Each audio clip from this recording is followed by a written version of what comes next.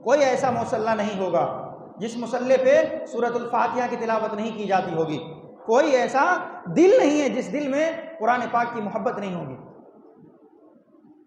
लेकिन हाँ, कुरान मजीद के उसूल व ज़वाबित के ऊपर हम कितने अमल पैरा हैं। असल मसला यह है कि जब उम्मत में इंतशार हुआ, उम्मत मुंतशिर हो गई, उम्मत के अफराद अपने अपने विचारधाराएं बना लिए, अपने अपने सोचने के तरीक़े बना लिए, अपनी अपनी इबादत गाहें बना लिए, अपने अपने तरीक़े से मनमानी इबादत करने लगे। इसी तरीक़े से अपने अपने तौर तरीक़े अपना लिए, अपने अपने अइम्मा बना लिए, अपने अपनी किताबें पढ़ने लगे। मेरे भाइयों, वहाँ से उम्मत का ज़वाल आ गया। ये वही मिंबर है जहाँ से इस कुरान और सुन्नत का काम आगाज़ हुआ था, और ये वही मिंबर है जिस मिंबर से कुरान और सुन्नत के ख़िलाफ़ भी बोला जाता है, जिस मिंबर से मुसलमानों में तफ़रक़ा भी फैलाया जाता है। तो सबसे पहली वजह है मेरे भाइयों कि उम्मत मुंतशिर हो गई, कुरान और सुन्नत के असल रास्ते से हट गई और इख्तिलाफ़ात में पढ़ते चले गए, जिसका नतीजा ये हुआ कि आज देख लीजिए कि हर मजहब के, हर मसलक के, हर गिरोह के अपने अपने इबादत गाहें हैं, अपने अपनी तंजीमें हैं, अपने अपने सोचने और फिक्र करने के रास्ते हैं। आज कौन उम्मत के लिए सोचता है? आज कौन कुरान और सुन्नत के लिए सोचता है? जिस मिंबर से देखिए अपने अपने मसलक की बातें होती है, अपने अपने मसलक की बातों को किस तरीके से दूसरे के ऊपर थोपा जाए, अपने मसलक को किस तरीके से साबित किया जाए, अपने मनहज को किस तरीके से दूसरे के ऊपर साबित किया जाए, महज यही काम हो रहा है। दीन का काम कहाँ हो रहा है? कुरान का काम कहाँ हो रहा है? कुरान की इशाअत कहाँ हो रही है? हदीस की सही तर्जुमानी कहाँ हो रही है? जिस वजह से आज मेरे भाइयों ये उम्मत जलील व ख्वार होती जा रही है। जब हम 313 थे तो हमारे पास वाकई खाने के लिए नहीं थे, हमारे पास पहनने के लिए कपड़े नहीं थे, हमारे पास असर और रसूख के सामान नहीं थे, लेकिन ईमान में पक्के थे, कौलो करार में पक्के थे। हमारा इमाम मोहम्मद रसूलुल्लाह सल्लल्लाहु अलैहि वसल्लम थे। जब हम इस रास्ते से हट गए तो अल्लाह रब्बुल आलमीन ने कुरान करीम की आयतों के मुताबिक हमें जलील और रुसवा कर दिया। अल्लामा इकबाल रहमतुल्लाह अलैह ने इस चीज़ को यूं अपने शेर के अंदर ढाला है कि वो मुअज़्ज़ज़ थे ज़माने में मुसलमान होकर, वो मुअज़्ज़ज़ थे ज़माने में मुसलमान होकर, और हम ख़ार हुए तारिक कुरान होकर। हम जलील हो गए, रुसवा हो गए, बदनाम ज़माना हो गए। आज जब ये RSS के या बजरंग दल के या इस तरीके से आतंकी तंजीमें मुसलमानों के ऊपर जुल्म ज़्यादती करती हैं, तो हम और आप क्या कहते हैं कि मुसलमानों को इस मुल्क में रहना अब दुश्वार हो गया है, मुसलमानों के ऊपर जुल्म ज़्यादती हो रही है, यह आतंकी तंजीमें मुसलमानों को चैन से रहने नहीं दे रही। मेरे भाइयों, आप कुछ भी कह लीजिए, कहीं ना कहीं आप दिल से सोचेंगे तो आपको पता चलेगा कि अल्लाह ही ने ऐसे ऐसे तमाम तंजीमों को और तमाम लोगों को हमारे ऊपर मुसल्लत किया है, ऐसे ऐसे हाकिमों को हमारे ऊपर मुसल्लत किया है। आज कहाँ यूनिटी है? आज लोग यूनिटी की बातें करते हैं, कब करते हैं? जब पिस जाते हैं तब करते हैं, जब दूसरे कौम के घेरे में आ जाते तब करते हैं।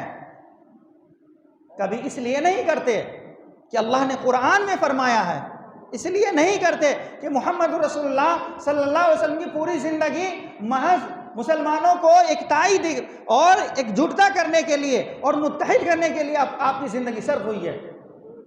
जब परेशान कर दिए जाते हैं, जब मॉब लिंचिंग हो जाती है, तब उस चीज़ से बचने के लिए महज हम यूनिटी की बातें करते हैं, इत्तेहाद की बातें करते हैं। काश कुरान को पढ़ते तो अल्लाह क्या फरमाता है?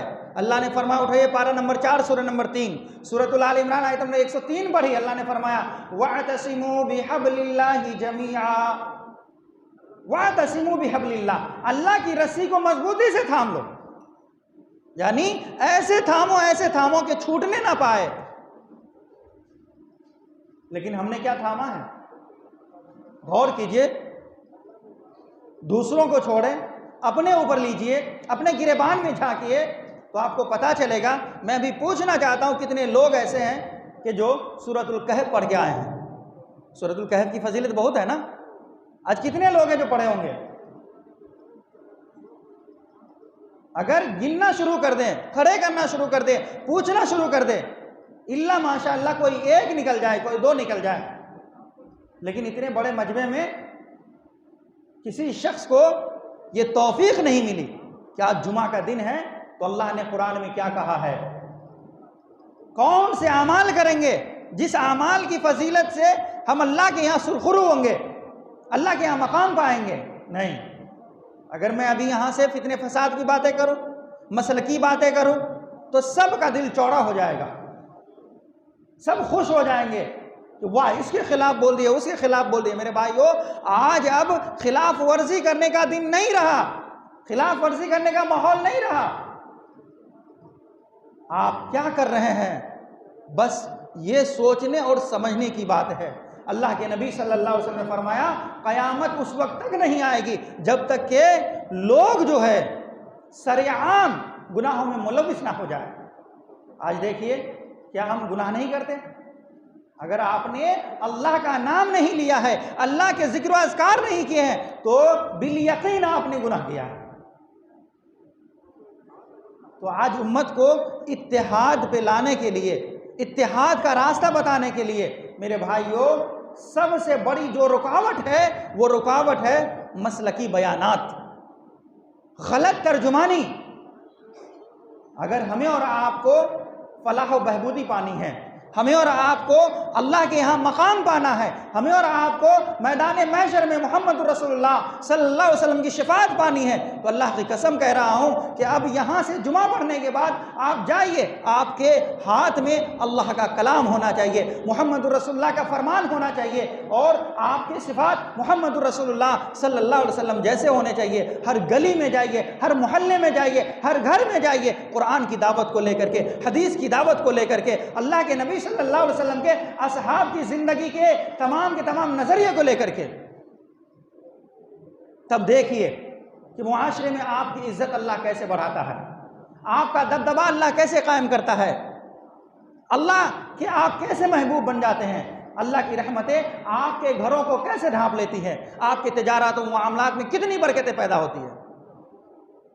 आज बहुत सारी तंजीमें अल्लाह के दीन का काम कर रहे हैं, बहुत सारी तंजीम अल्लाह के दीन के काम का बेड़ा उठाई हुई है, लेकिन काम तो अच्छा है, काम दीनदारी का है, काम अल्लाह की तरफ बुलाने का है, काम मोहम्मद रसूलुल्लाह के रास्ता दिखाने का है, लेकिन दिशा सही नहीं है। जो किताबें लेकर के लोगों को दावत दी जाती है, जिस रास्ते की तरफ बुलाया जाता है, जिस इमाम की पैरवी की तरफ बुलाया जाता है, अल्लाह की कसम कह रहा हूँ वो रास्ता बिल्कुल गलत रास्ता है, वो दिशा बिल्कुल गलत दिशा है।